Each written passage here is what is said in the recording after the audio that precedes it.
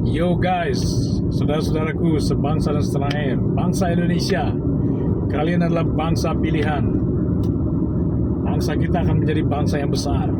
Percaya deh, terkait dengan perjuangan Pak Jokowi, kita tidak meragukan ketulusan dan keikhlasan Pak Jokowi untuk memperjuangkan nasib rakyat Indonesia, untuk mewujudkan cita-cita kita semua, cita-citanya bangsa Indonesia menuju masyarakat Indonesia yang adil dan makmur, seperti yang dicanangkan oleh para pendiri bangsa kita di dalam teks-teks negara dan konstitusi. Kalau kita mau tahu perjuangannya Pak Jokowi, Anda harus paham TUBAPI guys, ya, 7 bahan pokok indoktrinasi.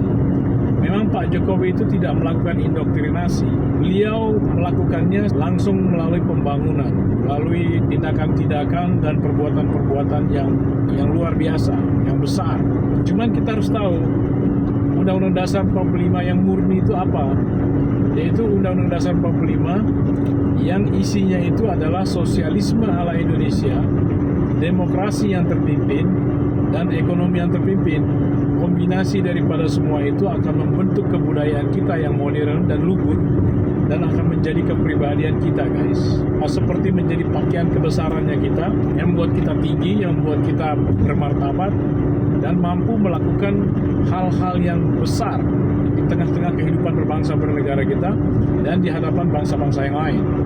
Pak Jokowi sudah membangun dasar-dasar daripada sosialisme ala Indonesia, yaitu salah satunya beliau menggemburkan Bhinneka Tunggal Ika. Beliau sering menggunakan pakaian-pakaian adat, membubarkan aliran-aliran intoleran, dan mengangkat ide keadilan sosial. Di antaranya membangun IKN. Juga beliau senang melakukan pendekatan kepada rakyat dengan cara yang sangat dekat kepada rakyat. Dan itu beliau membangun kesatuan di satu sisi dan kerakyatan di sisi lain. Kerakyatan yang berkedaulatan rakyat. Secara ekonomi juga beliau sudah membangun dasar-dasar ekonomi kita yang kuat. Beberapa hal tentang itu adalah dibangunnya infrastruktur, hilirisasi, pendanaan seperti dana desa dan lain-lain, bantuan sosial untuk menyeimbangkan program jangka pendeknya. Jadi di pembangunan ekonomi tadi tidak akan berjalan dengan baik ya kalau tidak tercipta demokrasi yang terpimpin.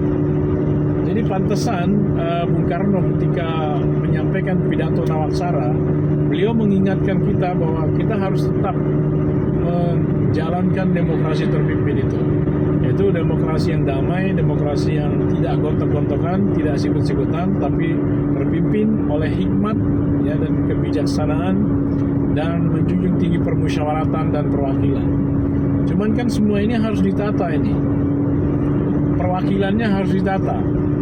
Karena perwakilannya ini mindsetnya tidak hikmah kebijaksanaan dan tidak permusyawaratan. Jadi ini harus ditata sedemikian rupa supaya dia inline gitu ya dengan sila yang keempat, yaitu kerakyatan kita itu harus berdasarkan hikmat kebijaksanaan, permusyawaratan. Inilah yang sedang ditata supaya apa? Dengan tertatanya demokrasinya kita, nanti ekonominya akan bermanfaat. Ya, sosialisme ala Indonesia akan berkembang, maju ke arah yang kita makin damai, makin kesatuan, makin cinta kasih, ya, makin perikemanusiaan, perikeadilan, makin adil dan beradab.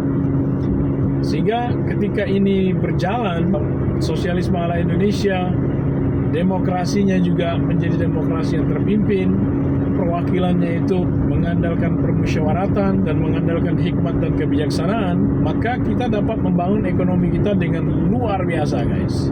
Dan kita cepat mencapai masyarakat yang adil dan makmur itu.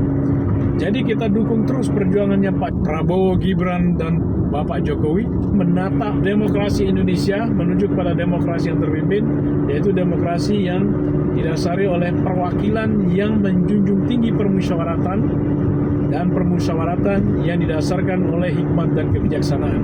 Disitulah letak kerakyatannya kita. Kalau tidak seperti itu, kita bukan kerakyatan. Sehingga kalau ini semua berjalan luar biasa, kalau sudah tertata demokrasinya, tinggal demokrasinya aja ini yang nggak beres ya.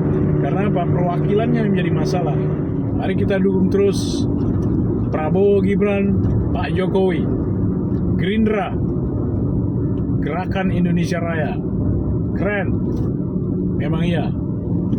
Dari awal kita sudah Indonesia Raya. Sejak Sumpah Pemuda kita sudah Indonesia Raya mindset kita.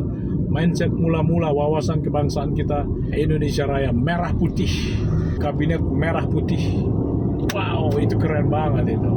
Itu di titik awal kita berjalan sebagai sebuah bangsa ketika kita memulai sebagai Indonesia. Satu nusa, satu bangsa, satu bahasa. Indonesia Raya merah putih guys. Bangsa pilihan.